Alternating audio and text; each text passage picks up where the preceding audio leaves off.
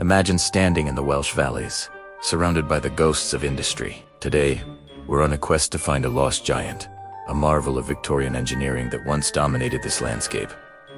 The Blaenavon Viaduct. But where did it go, and why? Blaenavon, a UNESCO World Heritage Site, is a place steeped in history. In the 19th century, this was the heart of the Industrial Revolution in Wales. Coal mines and ironworks belched smoke, and the hills echoed with the clang of steel. To move all this coal and iron, a revolutionary transport network was needed. The answer was railways, and with railways came the need for incredible structures to conquer the challenging terrain. Enter the Blaenavon Viaduct, built in the 1860s by the London and North Western Railway.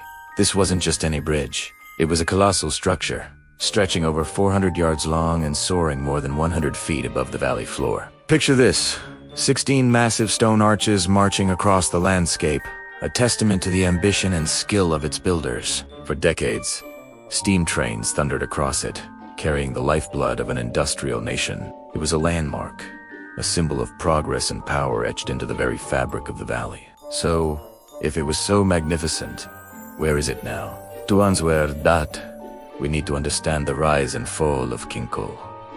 As the 20th century progressed, the industries that had given birth to the viaduct began to decline.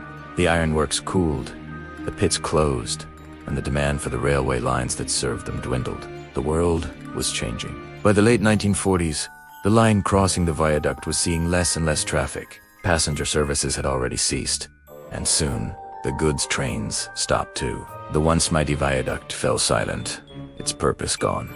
It stood for years as a silent, lonely monument to a bygone era, a beautiful but redundant giant. Now, here's where the story takes a dramatic turn. In the late 1970s and early 1980s, a decision was made. The viaduct, deemed unsafe and too costly to maintain, was to be demolished. This was a hugely controversial move. Many locals fought to save it, seeing it not as a relic, but as a vital part of their heritage. They argued it could be a tourist attraction, a walkway, a reminder of their proud industrial past.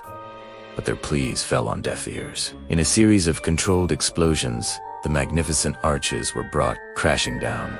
The demolition was a spectacle, drawing crowds who watched with a mixture of awe and sadness as a century of history was turned to rubble in mere seconds. The stones that had been so carefully quarried and placed were broken up and carted away, some used for road construction, others simply discarded. Today, finding the viaduct is like a historical treasure hunt. If you know where to look, the clues are still here. Let's explore the site.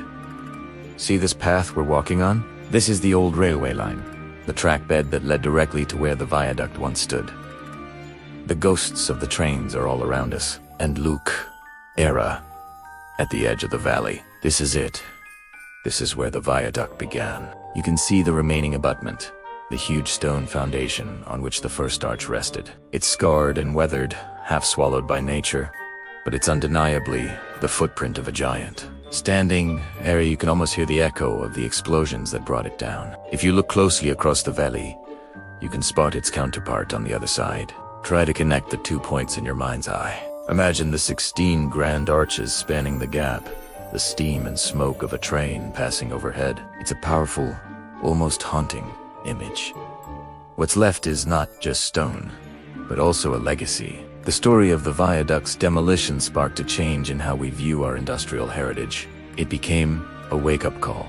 The loss of such a significant structure highlighted the need to preserve, not destroy, these monuments. Today, many similar viaducts across the UK have been saved and repurposed as cycle paths and walkways, thanks in part to the lessons learned from The story of the Blaenavon Viaduct is a classic tale of progress, decline, loss, and legacy. It reminds us that history isn't just in museums, it's written on the landscape itself, sometimes in bold letters, and other times in faint traces you have to search for. It's a story of what happens when we forget the value of our past. So, the viaduct is gone, but it is not forgotten. Its ghost still haunts these valleys, a powerful reminder of the industrial might that once defined this part of the world and the importance of preserving the heritage that makes us who we are.